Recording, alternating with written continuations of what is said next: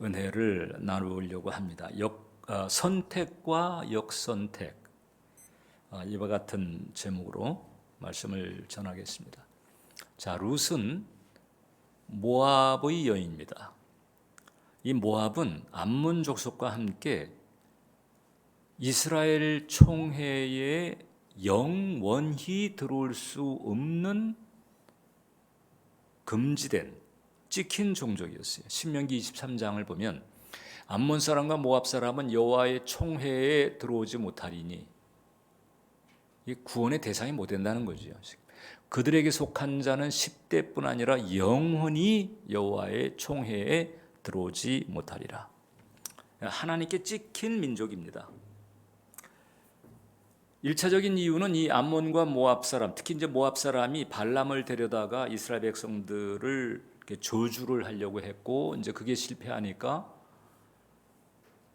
이렇게 우상 숭배에 음란한 그 의식에 유혹을 해가지고 타락하게 만들었거든요. 그래서 아주 못되게 한 그 소위 때문에 하나님께서 이렇게 엄격한 이제 금령을 내린 것입니다. 그러니까 룻은 여호와의 총회, 그 하나님의 그 사랑의 은총을 받을 수가 없는 그런 여인이었습니다. 근데 이제 이 여자가 그 모압 지방으로 이민 간 나오미의 아들 말론이라고 하는 사람과 결혼하게 됐는데, 그만 그 말론이 병사를 하면서 과부가 됐습니다. 나오미도 과부가 되고, 그 다음에 룻과 함께 오르바라고 하는 두 모압 며느리가 있었는데, 두 아들이 다 죽는 통에 세 과부가 남은 아주 처참한 지경이 된 거예요. 그래서 이 나오미가 자기 이름을 마라라고 해라. 왜냐하면 전능자가 나를 괴롭힘이다. 전능자가 자기를 괴롭히고 있다. 이런 생각을 할 정도인 거죠. 그러니까 잠시 뭐 인생에 문제가 있을 수 있고 사건 사고가 생길 수 있는데, 이게 제일 무서운 것은 전능자 혹은 창조자와의 불화 상태잖아요. 나오미는 지금 이제 그런 저주의식을 가지고 있는 상태인 거예요. 남편과 두 아들이 객사하고 세 과부만 남은 그런 상태. 여기서 이제 룻이 첫 번째 놀라운 선택을 합니다. 룻은 선택의 중요성을 우리에게 가르쳐주고 있어요. 인생은 여러분 선택의 연속입니다. 계속해서 선택의 기로가 나타납니다. 10대 때, 20대 때, 30대 때, 40대 때 계속해서 선택의 기로가 나타납니다. 제가 60대인데 60대가 돼도 선택의 기로는 여지없이 나타나는 거예요. 그래서 어떤 분은 그 인생은 영어 이니셜로 했을 때 BCD라고 할 수가 있다. 인생은 BCD다는 거예요. 여기서 B라고 하는 것은 birth, 출생이고, 그 다음에 D는 death, 죽음입니다. 그럼 그 사이에 C는 뭐냐? C는 choice, 선택하는 거예요. B, C, D, 태어나서 선택하다가 그 다음에는 그 결과를 걸머지고 살다가 이제 죽는 거예요. 자, 그래서 이 C의 과정에서 놓쳐서는 안 되는 선택이 바로 크라이스트, 또 하나의 C인 거죠. 이 BCD가 우리에게 일리가 있다 여겨지는 것은 이 선택의 여지가 끊임없이 다가온다라고 하는 거예요. 그래서 복받은 사람은 어떤 사람이냐? 좋은 선택을 하는 사람인 거예요. 최상의 선택을 하는 사람. 어느 길로 갈 것이냐? 무엇을 할 것이냐? 누구와 살 것이냐? 이 중요한 선택의 기로 가운데서 최상의 선택을 하는 사람이 복 있는 사람이죠. 그래서 우리가 복 있는 사람이 어떤 사람이냐라고 할 때는 이 선택을 우리가 빼놓을 수가 없습니다. 그런데 룻은 아주 두 번에 걸쳐서 절묘한 선택을 하는 거예요. 둘 다 아주 결정적으로 중요한 선택인데 첫 번째가 바로 하나님을 선택한 거지. 자, 이제 이 시아버지와 그 다음에 이제 자기 남편, 그다음 아주버님이 객사했습니다. 이제 세 과부만 남았어요. 문제는 뭔고 하니 이 시월드가 하나님을 믿는 가정이었단 말이에요. 이스라엘 땅에 살다가 베들레헴이었거든요. 베들레헴에서 살다가 기근이 오게 되니까 이제 모압 땅으로, 모압은 살기가 좀 괜찮은 것 같아. 이 소식을 듣고 그 세상에 하나님이 찍은 민족이 사는 곳인데 거길 찾아간 거예요. 이제 그러니까 잘못된 선택을 한 거죠. 자, 그래서 어떻든 이제 세 과부만 남았습니다. 하나님을 믿는 가정이었어요. 근데 세 과부만 남았다. 이렇게 됐을 때 나오미야 이스라엘 여자고 돌아갈 고향이 있으니까. 그런데 이제 이 룻과 오르바는 이제 모압여이잖아요. 자기가 이제 고향이 모압입니다. 여기에서 이제 각각 이제 뿔뿔이 이제 헤어지자 나오미가 나는 이제 고향으로 돌아가겠다. 죽든 살든 너희는 이곳 사람이니까 이곳에서 재가를 해서 너의 삶을 챙겨라. 이렇게 이제 흩어지기로 했거든요. 그러니까 거기서 이제 오르바는 못 이기는 척하고 이제 고향 땅에 남기로 작정을 합니다. 그때 이제 성경을 보면 나오미가 너희는 너희 신들이 있는 곳, 너희가 살던 곳으로 그냥 돌아가라 이렇게 얘기를 하는 거예요. 그 신이 우상이거든요. 바알 우상. 거기서 이제 신의 문제가 언급이 되는 거예요. 그러니까 오르바는 못 이기는 척하고 돌아갔습니다. 왜냐하면 소망이 없거든요. 지금 세 과부만 남아가지고 고생살이 말고 무슨 소망이 있겠어요. 그러니까는 여기는 답이 없다 생각하고 그 다음에 이제 돌아갑니다. 근데 룻은 여기서 하나님을 선택하는 거예요. 우리가 이제 전에 라합을 살폈잖아요. 라합 역시 선택을 한 거죠. 두 정탐꾼을 만났을 때 난 이제 여호와 하나님 쪽에 서겠다라고 인생 걸고 자기 가족들의 목숨을 다 걸고 하나님 편에 딱 서서 정탐꾼을 숨겨준 거잖아요. 믿음이 있었고 그 믿음에 따라서 결단을 했단 말이죠. 그런데 그때 라합은 그 이전에 있었던 출애굽의 역사 혹은 뭐 바산이나 시홀을 때려 부순 놀라운 파워, 이런 그 이스라엘 백성들의 그 기적, 승리, 이런 소식을 들었단 말이죠. 그러니까 여호와 하나님은 출애굽 그다음에 홍해를 가르고 대적들을 깨부수는 승리와 능력의 신이다. 이제 이런 생각을 가지게 된 거죠. 근데 지금 이제 룻의 입장은 다르잖아요. 룻은 지금 그야말로 뭐 패가 망신한 것과 같은 그런 상태. 그건 아닙니다. 비극입니다. 무엇보다도 미래에 기약이 없어. 남자들이 다 죽었습니다. 그러니까 이 라합하고는 또 입장이 다른 거예요. 여러분들이 만약에 그 상황에서 룻과 같은 입장에 있었다. 그러면 여러분들은 어떤 선택을 할까? 이런 신을 어떻게 의지해? 이렇게 생각을 할 수 있는 거지. 현실 때문에 또 손에 쥐어지는 것 때문에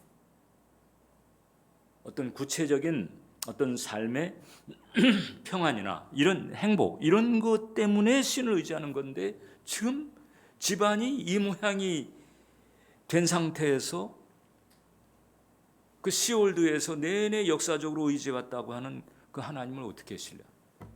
하나님을 의지했던 가정이었는데 이렇게 된 겁니다. 사실 룻의 선택은 대단한 선택인 거지. 그래서 이미 이제 우리가 읽은 것처럼 룻이 그 선택의 기로에서 이렇게 결단을 합니다. 16절을 보니까 룻이 이르되 내게 어머니를 떠나며 어머니를 따르지 말고 돌아가라 강권하지 마옵소서. 어머니께서 가시는 곳에 나도 가고 어머니께서 머무시는 곳에서 나도 머물겠나이다. 어머니의 백성이 나의 백성이 되고 어머니의 하나님이 나의 하나님이 되시리니. 그러니까 제 생각에는 바로 이제 이 이야기를 한 그 시점에 이미 이제 결단을 작정한 거잖아요. 이런 결단을 작정하게 한 이 룻의 신앙 고백이죠. 어머니의 하나님이 나의 하나님이 되시리니. 쫄딱 망했는데 그럼에도 불구하고 어머니의 하나님이 나의 하나님. 어머니가 섬겼던 그 하나님을 나도 하나님으로 섬기겠습니다. 이제 현실을 초월한 거예요. 환경을 초월한 그 제대로의 믿음을 가졌다 이렇게 볼 수 있는 거죠. 그래서 이 작정한 결단의 바탕이 된 그 믿음을 이때 저는 의로 여겼을 것이다 그렇게 봐요. 아브라함이 하나님 향해서 가졌던 그 믿음을 보시고 하나님이 그 아브라함의 그 믿음을 의로 여겼다고 했잖아요. 같은 구약 시대 때 이 룻도 이 신앙의 고백을 주님께서 들으시면서 이제 하나님 마음에는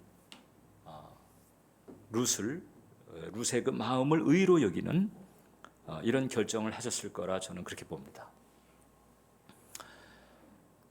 1620년 9월에 이제 영국 땅에서 두 척의 배가 그 비슷한 시기에 이제 이 미주 대륙을 향해서 출발합니다. 하나는 북미 대륙을 향해서 가고 또 하나는 남미를 향해서 갑니다.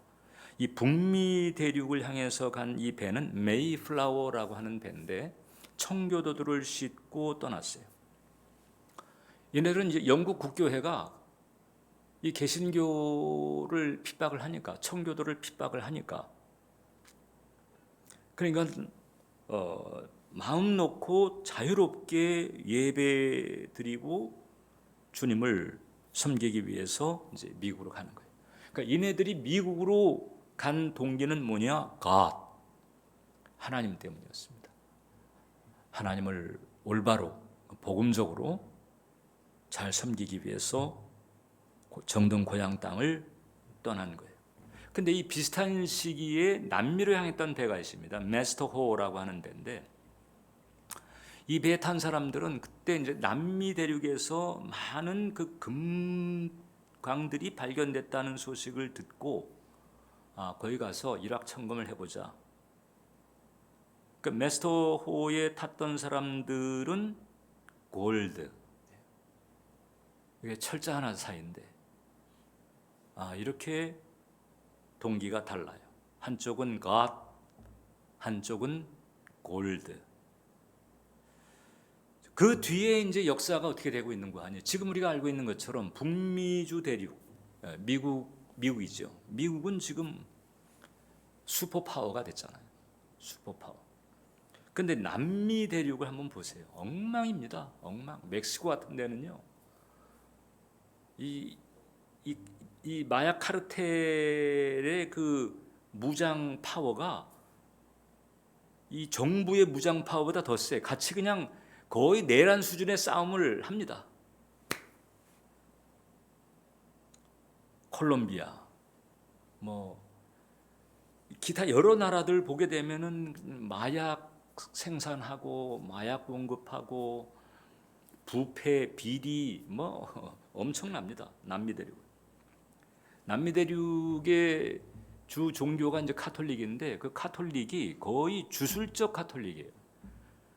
그러니까 이 카톨릭이 남미에 자리 잡는 과정에서 토착화 종교하고 이렇게 혼합이 되면서 그러면서 이게 소위 이제 주술적 혹은 무속적 카톨릭이 돼가지고 아주 희한하게 또 안 그래도 카톨릭이 문제인데 근데 거기에 이 토착 종교하고 혼합화되면서 아주 이상해진. 이제 우리나라 같은 경우 이제 불교가 이제 그런 면이 많잖아요. 불교가 이제 오랜 세월 자리 잡고 있었지만은 이제 우리나라의 전통적인 샤머니즘하고 이게 결탁이 되면서 혼합된 형태로 가죠. 그래서 절을 지어놓고 거기서 뭐 이제 뭐 점치듯이 하고 그 다음에 뭐 불공이나 시주를 드리게 되면은 그게 원래 어떤 도를 닦는 그런 개념이 아니고 결국은 이제 현세적인 복을 구하는 쪽으로 이렇게 부추기는 이제 이런 흐름들과 유사한. 그러니까 이제 언젠가 그 남미 아르헨티나 대통령이 이제 미국 대통령을 만나가지고 그런 얘기를 했다는 거예요. 당신의 조상들은 하나님, 하나님을 찾아서 신대륙으로 건너와서 결과적으로 하나님도 찾고 골드도 얻었는데 우리 조상들은 골드를 찾아왔다가 골드도 얻지 못하고 하나님도 잃어버리고 말았습니다. 신앙의 조상을 둔 당신들이 한없이 부럽습니다. 이런 고백을 했다는 거잖아요. 유명한 고백이죠. 선택을 어떻게 하는가에 따라서 당장은 뭐 일확천금하고 부자가 될 것처럼 이렇게 돼 있지만은 천만에 사람을 부하게도 하시고 가난하게도 하시고 높이기도 하시고 낮추기도 하시는 분이 하나님이신데 그 하나님의 눈에 벗어난 상태에서 이제 길게 볼 때 이제 결과가 달라지게 되는 거지. 룻이 이제 하나님을 선택한 거잖아요. 어머니 하나님이 나의 하나님입니다. 그래서 일견 룻이 선택한 것처럼 보이지만은 사실상 하나님의 역선택이 먼저 있었던 거죠. 이게 이제 모든 믿는 사람들의 그 믿음의 여정에 나타난 구도예요. 하나님의 선택이 먼저 있고 그 하나님의 선택에 따라서 감화를 받은 영혼이 이제 하나님 따르기로 작정하는. 요한복음 15장을 보면 너희가 나를 택한 것이 아니요 내가 너희를 택하여 세웠나니 너희가 나를 따르기로 결정한 것 같지만은 그러나 내가 너희를 먼저 택한 거야. 너희로 하여금 나를 따르도록 내가 인도한 것이다. 이거잖아요. 이는 너희로 가서 열매를 맺게 하고 또 너희 열매가 항상 있게 하여 내 이름으로 아버지께 무엇을 구하든지 다 받게 하려 함이라. 육안으로는 우리가 먼저 선택한 것 같지만 그러나 하나님의 역선택이 먼저 있었다. 이 역선택의 과정을 이제 이 장로교에서는 이제 구원의 예비 과정이라고 합니다. 이 구원의 그 서정, 구원의 그 오더 가운데 순서 가운데서 구원의 예비 단계, 예비 과정이라고 하는 거. 그러니까 룻이 나오미와 함께 있으면서 환난을 겪으면서도 하나님의 존재에 대한 그리고 그 여호와 하나님에 대한 영적인 끌림이 있었던 거죠. 참 그 놀라운 거죠. 환경을 초월해서 현실을 초월해서 그게 바로 이제 구원의 예비 과정의 은총이 풀어진 거예요. 그리고 그 과정에서 결정적인 시점에 하나님을 따르기로 딱 선택을 해버립니다. 그리고 아까 말씀드린 것처럼 하나님은 이런 믿음을 이제 의로 여기시고 의로 여겼다는 것은 이제 하나님 당신하고 화평한 관계, 올바른 관계에 있게 됐다는 걸 의미하는 거죠. 그리고 이제 하나님의 은혜를 부어주시는 거지. 이 은혜가 이제 또 두 번째 남편을 선택하는 과정에 나타나. 자, 룻 하게 되면 이제 보아스를 기억하시죠? 보아스가 등장합니다. 보아스는 우리가 이제 살펴봤던 그 라합이 누구하고 결혼했는고 하니 그 두 정탐꾼 중에 살몬이라고 하는 이름을 가지고 있는 정탐꾼과 결혼했다고 알려진 거예요.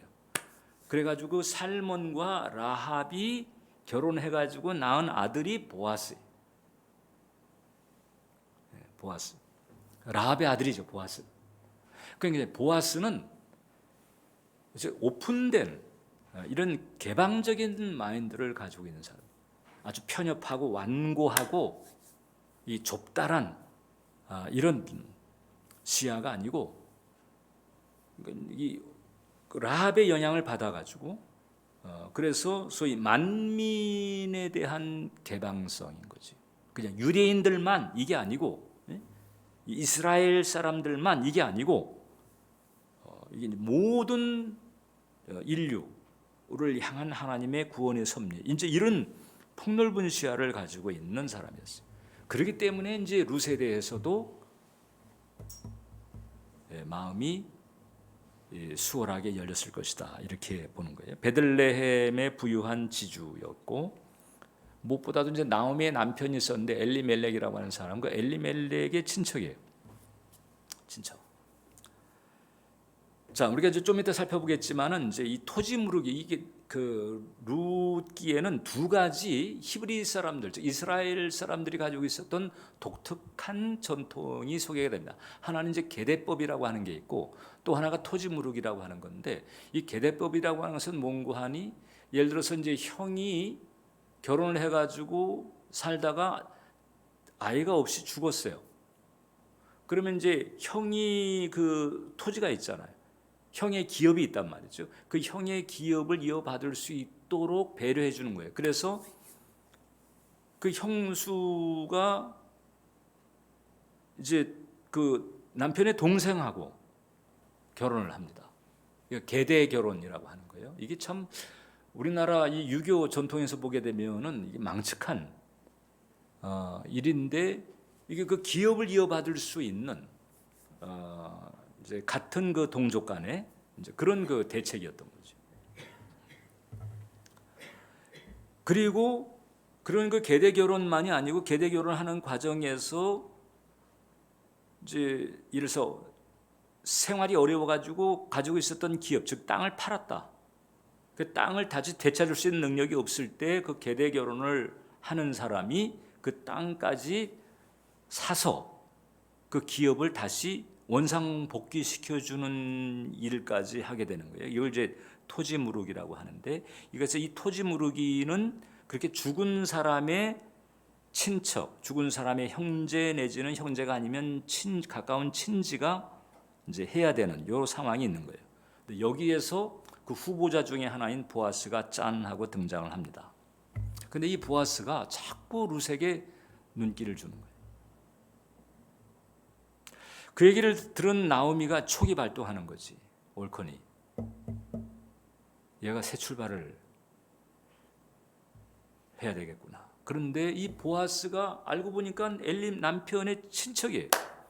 잘만 하면 이 보아스가 이 엘리멜렉이 그 판 그 땅을 보아스가 다시 물려줄 수 있는 자격을 가지고 있는 거예요. 보아스보다 더 가까운 친지가 있긴 있었어요. 근데 이 보아스도 후보자가 되는 거예요. 그런데 이 보아스가 룻에게 눈길을 주고 있다. 이게 이제 그보다 가까운 친척보다도 더 유리한 조건이 된 거지. 그래가지고 이 나오미가 그 자기 며느리의 이제 재가를 도와주는 거예요. 그래가지고 여러 가지 이제 그 계획을 하면서 이제 보아스에게 이렇게 가까이 다가가게 만듭니다. 그때 이제 이 보아스가 아하 이게 단순한 로맨스가 아니고 이 토지 무르기라고 하는 것까지 내가 해야 되는 입장이로구나. 이것을 깨닫고는 이제 어떤 그 본능적인 절제를 하면서 잠시만 절제하자. 그리고 모든 일을 다 치르고 난 다음에 결혼하자. 이렇게 하면서 이제 그 룻에 대한 자기의 마음을 보아스가 이제 고백을 합니다. 그 룻기 2장을 보면 그 룻을 향한 보아스의 마음이 어땠는지가 나와 있어요. 보아스가 그에게 대답하여 이르되 내 남편이 죽은 후로 내가 시어머니에게 행한 모든 것과 내 부모와 고국을 떠나 전에 알지 못하던 백성에게로 온 일이 내게 분명히 알려졌느니라. 여호와께서 내가 행한 일에 보답하시기를 원하며 이스라엘 하나님 여호와께서 그 날개 아래에 보호를 받으러 온 내게 온전한 상 주시기를 원하노라 하는지라.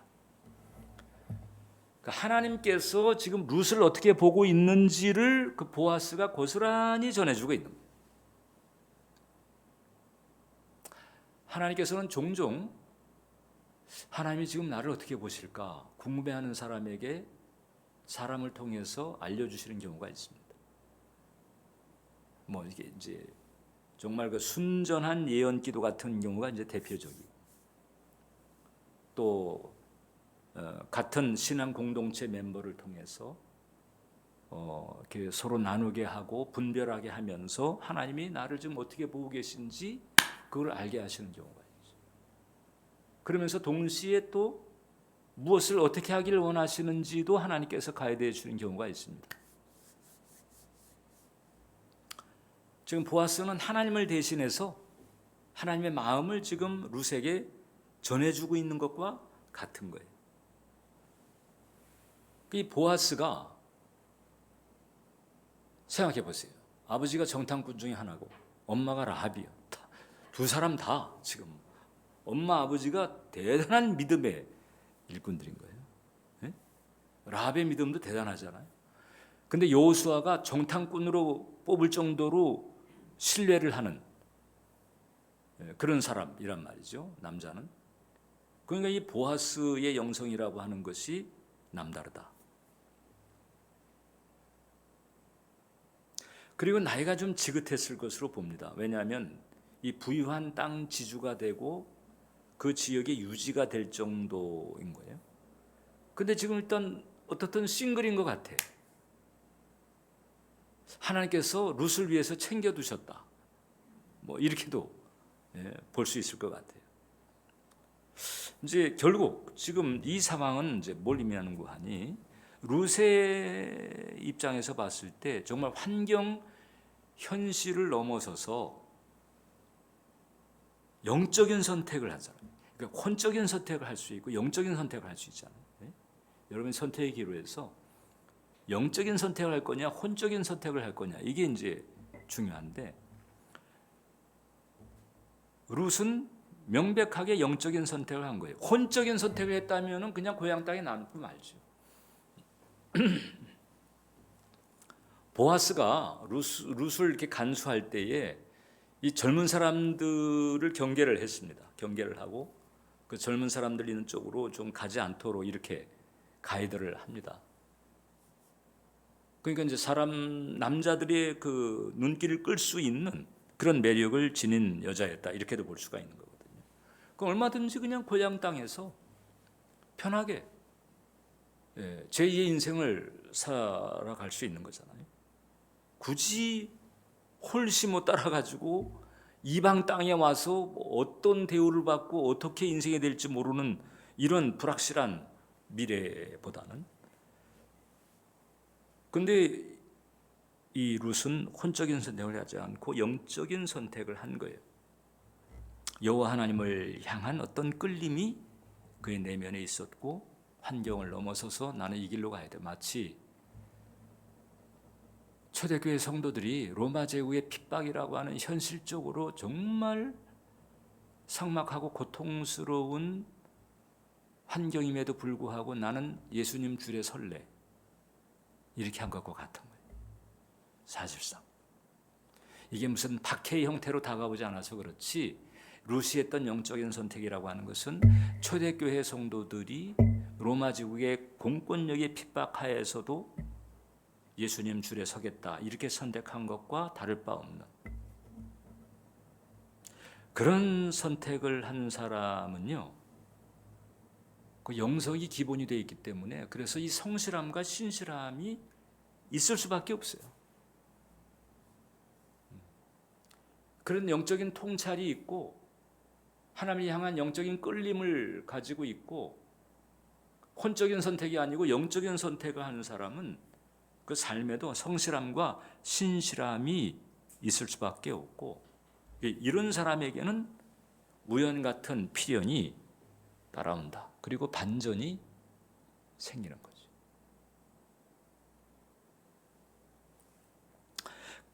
자, 그러니까 이제 지금 삭막한 상황인 거예요. 지금 여러분, 뭐가 어떻게 돌아갈지 삭막한 상황이지만 계속해서 영적인 선택을 하고 성실함과 신실함으로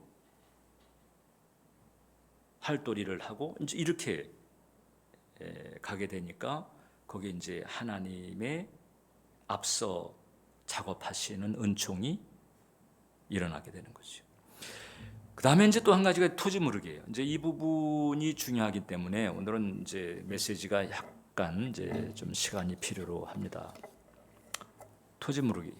자, 지금 이 룻기의 계대법, 즉 계대 결혼이라고 하는 계대법과 그 다음에 토지 무르기라고 하는 아주 두 가지 중요한 전통이 나타난다고 그랬는데, 그 가운데서 이제 우리에게 정말 직접적이고 소위 십자가의 대속의 도리를 깨닫게 만드는 것이 바로 토지 무르기. 레위기 23장을 보면 25장을 보면 너희 기업에 온 땅에서 토지 무르기를 허락할지니 만일 내 형제가 가난하여 그의 기업 중에서 얼마를 팔았으면 그에게 가까운 기업 물을 자가 와서 그의 형제가 판 것을 물을 것이요. 그 이제 보아스가 지금 나오미 가정에 이제 해주는 일이거든요. 그 엘리멜렉이 판 그 땅을 보아스가 사가지고 이제 기업을 돌려주는 거예요.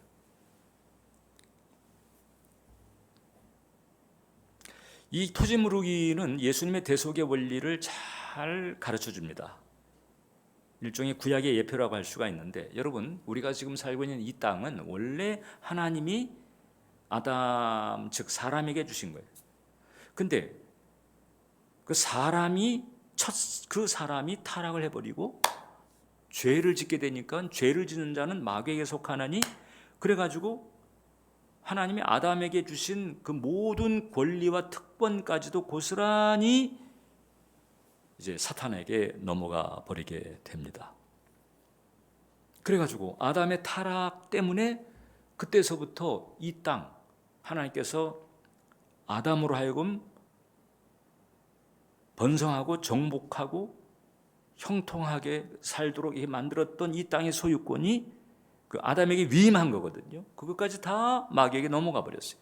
그러니까 이제 이 마귀가 예수님을 이제 유혹할 때에 이런 얘기를 하는 거예요. 자기도 모르게 진실을 얘기해.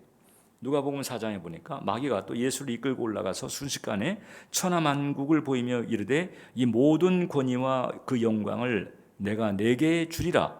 이것은 내게 넘겨준 것이므로 내가 원하는 자에게 주더라. 얘도 지금 이제 주님 앞에서는 뭐 어떻게 감출 도리가 없는 거예요. 이제 있는 그대로 진실을 얘기하는 거예요. 내가 넘겨받은 거다. 언제 넘겨받았느냐? 아담 타락했을 때. 아담을 유혹해서 타락시키고 그 다음에 죄를 짓게 해서 그 다음에 자기에게 속하게 하고, 그래서 그가 가지고 있던 권리까지 다 넘겨받은 거예요. 내가 넘겨받은 거다. 그렇기 때문에 내가 넘겨줄 수 있어. 내가 원하는 자에게, 이거거든요. 그래서 아담에게 주신 이 땅이 마귀에게 넘어가 버린 거예요. 그 땅과 함께 땅에서 누릴 수 있는 그 모든 축복들이 넘어가 버린 거예요. 지금 천하만국을 보면서 그 권위와 영광을 내가 원하는 자에게 줄 수 있다는 거잖아요.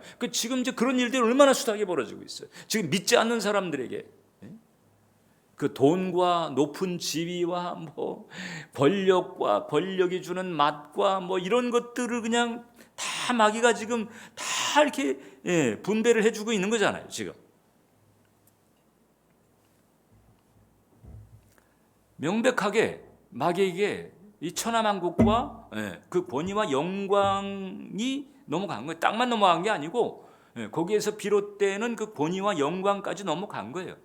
지금 이제 하나님 모르는 사람들은 이제 그게 단 줄 알고 그냥 그거 움켜쥐려고 그냥 거기에 지금 매도를 하고 있는 거잖아요.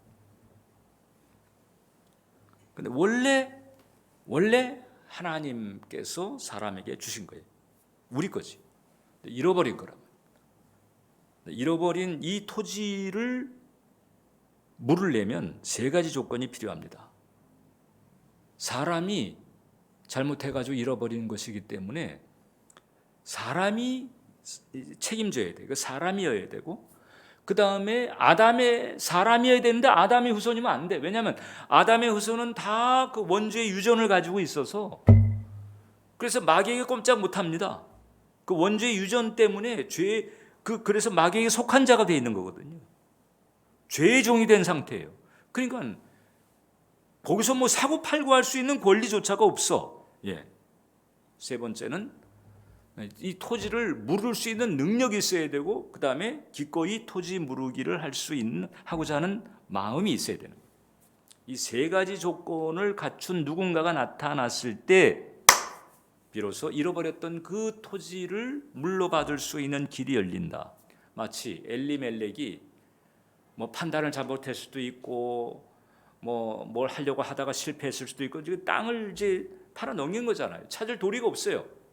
그런데 보아스가 나타나서 그 다음에 대가를 지불하고 급한 땅을 다시 돌려주게 되는 것처럼, 누군가 아무튼 그런 조건을 가지고 있는 보아스 같은 자가 나타나서 그 조건을 치러주게 되면 그 땅을 물을 수 있게 되는 것이거든요. 이와 같은 조건, 사람임에도 불구하고 아담의 후손이 아니지만 토지를 물을 수 있는 능력과 토지 무르기를 원하는 그런 마음을 가지고 있는 분의 합당한 조건은 오직 예수님뿐이다. 예수님은 사람으로 오셨잖아요. 근데 아담의 후손이 아니에요. 첫 아담의 후손이 아니에요. 그분은 죄가 없으세요. 마귀에 속하지 않았습니다. 이런 조건을 갖추려고 제2위 하나님, 성자 하나님이 인간의 몸을 입으신 거죠. 그리고 사람이지만은 하나님이시기 때문에 이 토지를 물을 수 있는 능력, 이것도 있는 거죠. 그래가지고 십자가에 달리셔서, 그래서 그 축복을 빼앗긴 그 원인, 이 죄, 그리고 저주를 대신 걸머주시고 그 모든 대가를 피값으로 치르신 거예요. 그래서 이 요한복음 19장 30절을 보게 되면 이제 예수님께서 십자가에서 마지막에 외치신 것이 다 이뤘다거든요. 다 이뤘다. 다 이뤘다 하시고 머리를 숙이니 영혼이 떠나가시니라. 아니, 십자가에서 처참하게 고통당하며 처형당한 죄수가 다 이뤘다. 이게 진짜거나 아니면 미쳤거나 둘 중에 하나죠. 그죠? 진짜거나 미쳤거나. 뭘 다 이뤘느냐? 피값을 다 내 피값으로 이제 잃어버렸던 그 축복들을 찾을 수 있게 했다. 값은 치러졌다. 이제 회복의 길이 열렸다. 내가 다 이뤘다. 이거지. 그래서 누구든지 이 예수님의 이 십자가의 대속의 은혜, 즉 이 토지 무르기와 같은 이 십자가의 대속의 은총을 믿음으로 붙드는 사람은 그 예수 안에서 자유자가 되고 부유한 자가 되고 승리하는 자가 되는 줄 믿습니다. 그러니까 이제 내 형편이 완전히 무슨 낙동강 오리알처럼 그 신세가 되었을지라도 예수 그리스도의 십자가의 대속의 은총을 딱 붙잡게 되면 그냥 완전히 비약적인 축복을 받게 되는 거지. 우리는 자꾸 현실이라고 하는 이 흡인력에 그냥 자꾸 질질 끌려갑니다. 현실은 논리를 가지고 있거든요. 너는 이렇게 해가지고 너는 안 되잖아. 너는 또 저렇게 했기 때문에 넌 어려워. 세상이 뭐 지금 뭐 이렇게 돌아가기 때문에 힘들 걸, 뭐 이런 논리를 가지고 이런 근거를 가지고 계속 우리를 이 현실 거기에 계속 잡아 두고 있거든요. 거기에 잡혀 있으면은 되는 게 없습니다. 예수님 십자가의 대속의 은총을 단단히 붙잡아야 되는 거예요. 그 안에 내가 믿음의 마음을 가지고 들어가야 되는 거예요. 들어가야 돼. 네? 들어가야 돼. 룻처럼 어머님의 하나님이 나의 하나님이 되고, 그래서 시부모님이 하나님을 어떻게 섬겼는지 모르지만은 나는 제대로 섬길랍니다. 이런 마음을 가졌을 수 있죠. 자, 보아스가 룻에게서 봤던 것은 이거예요. 하나님을 경외함, 하나님을 향한 마음의 끌림, 그리고 그런 영성에서 오는 계산 속이 없잖아요. 재는 게 없잖아요. 그냥 가지고 있는 믿음 그대로 도리를 다하는 이런 성실함과 신실함. 이 보아스가 이걸 본 거지. 그러니까 내가 챙겨야 되겠네 이렇게 생각을 한 거예요. 그래서 그 덕에 룻이 완전히 팔자가 달라지게 되는 거예요. 우리의 신앙길이 선택의 연속입니다. 여러분, 영적인 선택을 할 것인가 혼적인 선택을 할 것인가 주의해야 합니다. 성령 쪽이냐 육신 쪽이냐 아니면 말씀 쪽이냐 세상 쪽이냐 아니면 내 중심이냐 아니면 주님 중심이냐 이 선택을 잘 해야 돼요. 생각의 선택, 말의 선택, 환경의 선택을 잘 해야 돼요. 그래서 여러분 토지를 물려줄 분의 눈에 들어야 돼요. 네? 여러분들을 위해서 예비하신 그 풍성한 축복을 풀어주실 분의 눈에 들어야 된다. 룻이 보아스의 눈에 들었거든요. 보아스도 믿음의 사람인 거예요. 왜냐하면 부모의 그 믿음의 음덕이 또 짱짱하게 흘러들어간 사람이에요.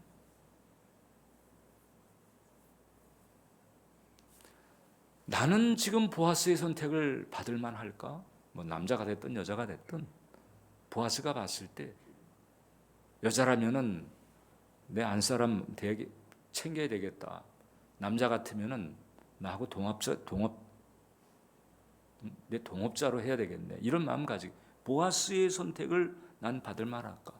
선택의 퀄리티 면에서 혹은 성실함이나 신실함 면에서 난 그럴까 하는 거지. 기도하겠습니다. 살아계신 하나님, 룻의 믿음, 룻의 결단, 룻의 선택을 보았습니다. 정말 진정성을 인정할 수밖에 없는 선택이었고 결단이었습니다. 보상 동기, 계산속 이런 것이 아니고 어떤 세속적, 이기적 이런 것이 아니라 진정성 있는 선택이었다고 밖에 인정할 수밖에 없는 그런 그 룻의 결단. 살아계신 하나님, 오늘 우리들의 영혼에도 은혜의 빛, 진리의 빛을 비추어 주시어서 환경을 넘어서 그 혼적인 선택이 아니라 영적인 선택을 하면서 하나님께서 예비하신 풍성한 축복의 길로 한 걸음 또 한 걸음 또 한 걸음 디뎌나가는 우리 모두가 되게 해 주시옵소서. 예수님 이름으로 기도합니다. 이제 기도